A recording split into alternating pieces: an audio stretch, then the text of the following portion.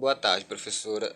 Agora eu vou comentar um pouco aqui sobre a parte do assunto que ficou sobre responsabilidade, que é o desenvolvimento da criança de 2 aos 6 anos. Nessa fase aqui, a fase de bebê já chegou ao fim, né? Após os 6 anos, a fase de bebê já chegou ao fim, a criança já consegue fazer algumas coisas mais importantes, como correr, pular, imitar saci. E aí elas, a partir desse momento, elas começam a dispara crescendo mesmo. Tanto que elas acrescentam de 5 a 7 centímetros por ano e até 3 quilos no seu peso. Já conseguem pedir para ir ao banheiro, fazer xixi, fazer cocô, já conseguem prender já. É... Aqui também elas falam que elas apresentam também uma nova maneira de pensar, a qual elas já conseguem resolver alguns problemas. Elas não agem mais só por instinto, como antes até 2 anos elas agem de forma instintiva, tudo que pega põe na boca. Mas a partir dos 2 anos elas já começam já a raciocinar, já começam a pensar naquilo que vai fazer. Então elas não agem mais só por instinto, elas já começam a pensar, a ter maneiras diferentes de pensar já. Aí a gente tem a partir daí, a gente fala também um pouco sobre o desenvolvimento motor, que é a parte dos movimentos e tudo mais. Como nessa parte ela não é mais assim tão relevante, porque o quanto era antes dos 2 anos, que é quando ela está aprendendo a engatinhar, aprendendo a andar. A principal evolução da criança até 2 anos é esse, que é engatinhar, andar, tocar nas coisas, pegar, segurar. Aí já dos 3 anos em diante, o desenvolvimento motor é importante, mas não tanto quanto antes. Nessa parte aqui, elas já conseguem caminhar, acima de 2 anos elas já caminham, já pulam, como eu já falei, né? Aí aqui elas começam a desenvolver a sua curiosidade também. Aqui o desenvolvimento motor dela é mais pela questão da curiosidade. Às vezes está um brinquedo longe, ela quer ir pegar, então ela vai caminhar até aquele brinquedo para poder pegar. Ela vê alguma coisa que ela não alcança, ela vai tentar se esticar, vai tentar pular para pegar. Então, o desenvolvimento motor dela nessa fase aí já acompanha mais a parte da curiosidade, certo?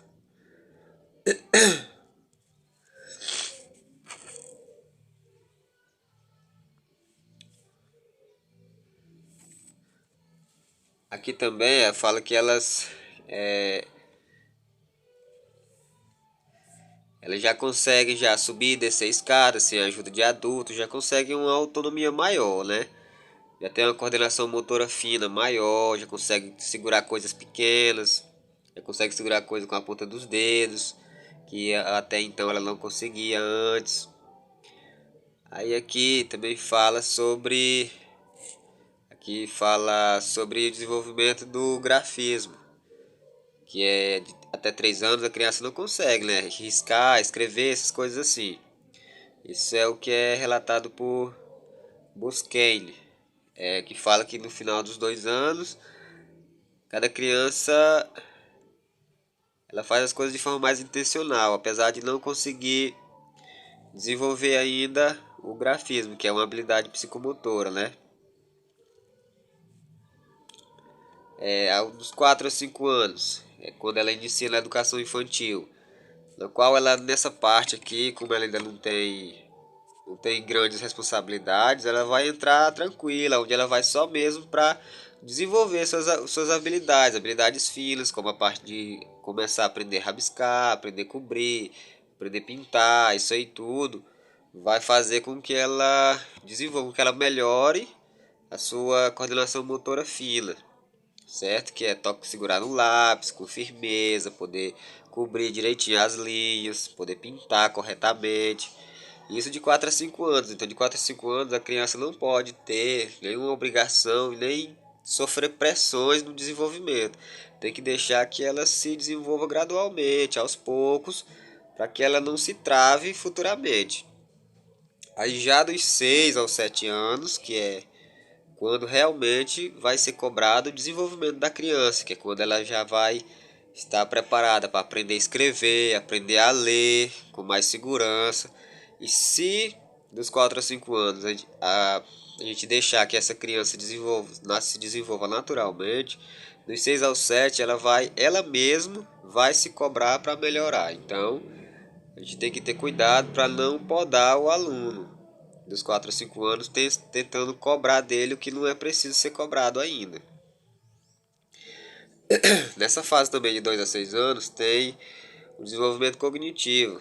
Tem o primeiro período, que é o período pré-operatório, que segundo Piaget, nesse período, a criança já é capaz de resolver pequenos problemas. E que nessa parte também ela começa a agir pela imitação, ela começa a copiar aquilo que ela vê. Aquilo que ela vê, ela começa a imitar, certo? Então, se ela vê pessoas adultas que falam gritando, ela vai querer falar gritando também. Tá aprendendo a falar, já vai aprender a falar gritando. Coisa do tipo, ela vai agir por imitação, vai começar a copiar tudo aquilo que ela vê. Essa fase também tem um jeito de agir da criança que é chamado de a fase do egocentrismo. Para Piaget, essa fase também é a fase do egocentrismo das crianças. O que é egocentrismo? É quando a criança diz que ela age assim porque, como ela está no início da vida, ela só consegue perceber a ela mesma. Então ela tem ela como centro de tudo. Para ela, o que ela quer, o que ela precisa, ela é o mais importante nesse começo de vida. Para a criança, ela é o centro. Ela não consegue perceber ainda aquilo que está ao seu redor. As pessoas que estão ao seu redor ainda não têm tanta importância para ela. Então, algumas pessoas podem confundir com o egoísmo também, só que não é. Tem o egocentrismo e o egoísmo. Esse egocentrismo é uma característica natural da criança, porque ela está desenvolvendo, ela ainda não sabe o que, que o outro quer, o que, que não quer, se o outro é importante ou se não é. E o egoísmo não, o egoísmo já é uma característica que até os adultos mantêm ela, que é quando a pessoa coloca suas vontades, seus desejos, tudo, suas necessidades em primeiro lugar e não se importa com quem está ao redor. Mesmo que ela saiba da importância das pessoas, mas para ela o importante é só a si mesmo. E esse egocentrismo da criança não, é uma coisa que é natural da criança. Com o tempo ela vai perdendo isso, vai aprendendo a compartilhar. Isso é responsabilidade dos adultos, ensinar, apresentar a criança aos grupos, fazer ela se socializar, fazer com que ela aprenda a compartilhar, aprenda que o outro também é importante, que não é só ela que precisa, que não é só ela e que ela não é o centro de tudo, mas sim ela faz parte de um todo.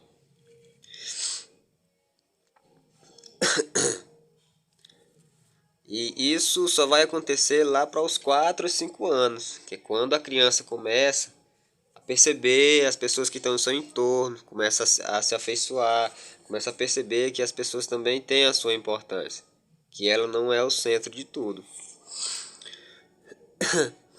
Logo em seguida, ela começa a perceber isso justamente por causa da fase dos porquês. Porque se a gente falar para uma criança, olha, você tem que dividir com o irmãozinho, ela vai perguntar por quê? Por que, que eu tenho que dividir? Quando a gente fala, olha, você tem que respeitar os mais velhos, você tem que pedir licença. A criança vai perguntar o porquê.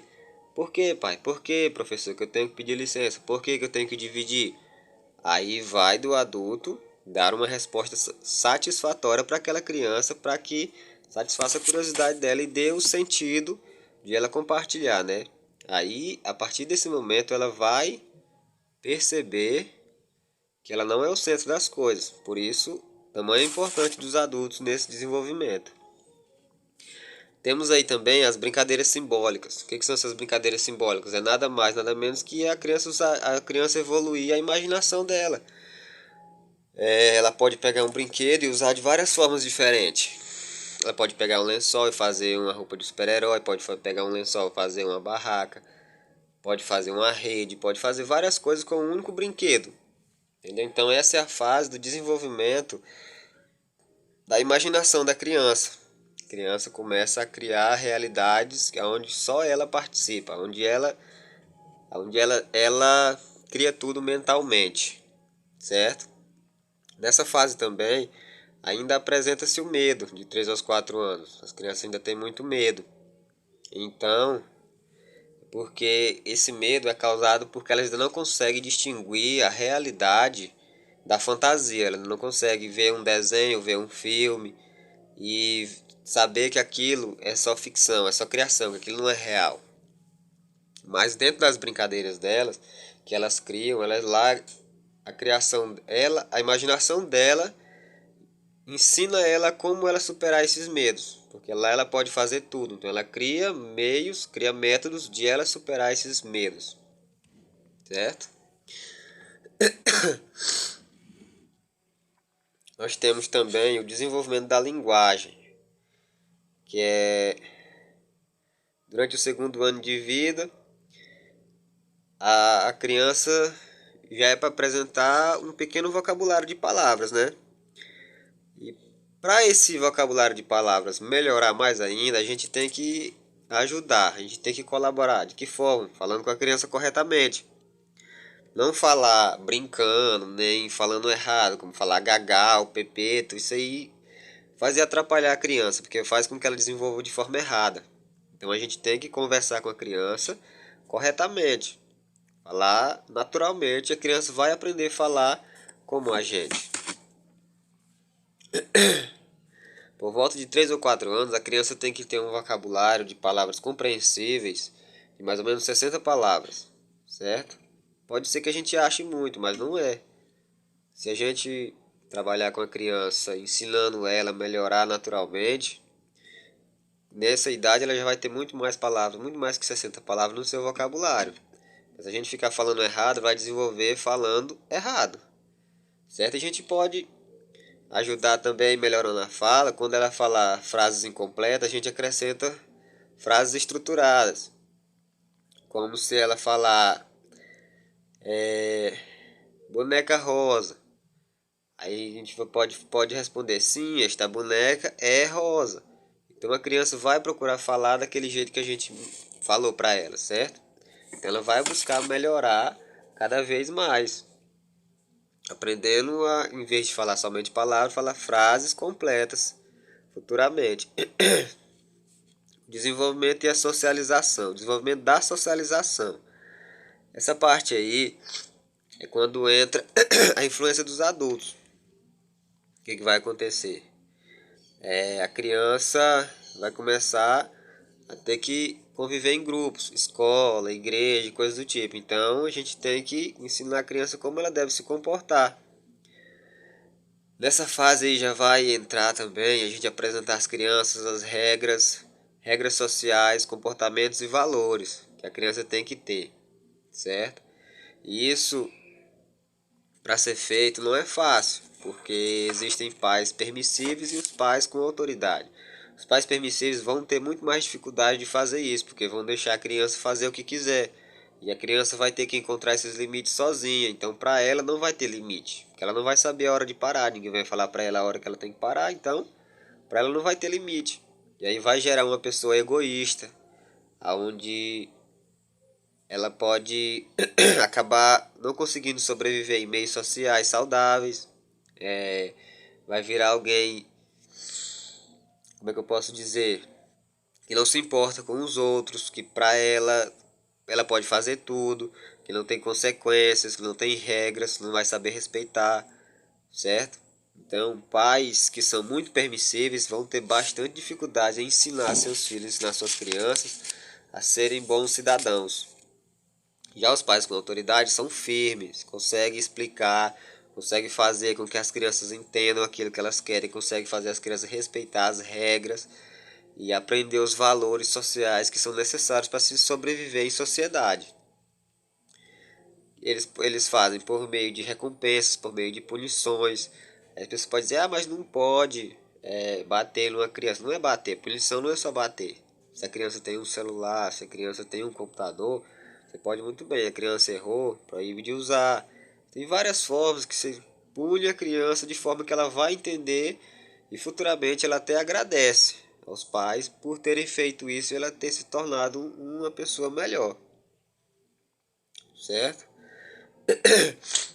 Nessa fase também, os pais, professores, cuidadores têm que ter cuidado, porque como é a fase que a criança vai desenvolver imitando, ela vai copiar o jeito de agir dos pais. Então aquele negócio de faça o que eu digo, não faça o que eu faço, não cola para a criança, porque tudo que ela vê o adulto fazendo, ela vai querer fazer também. Então tem-se que ter muito. Então nessa fase, o exemplo, aquele negócio que os mais velhos falam, dar exemplo, é correto. O adulto tem que dar o exemplo para a criança. Se ele dá um mau exemplo, a criança vai seguir o mau exemplo. Se ele dá um bom exemplo, a criança vai seguir o bom exemplo. Que a criança dentro de casa começa a vestir a roupa dos pais, o menino veste a roupa do pai, a menina veste a roupa da mãe, calça os sapatos, a maquiagem. O menino pega as ferramentas de trabalho do pai, finge que está trabalhando. Tudo isso é o desenvolvimento da criança, pelo método de copiar, de reproduzir aquilo que o pai faz.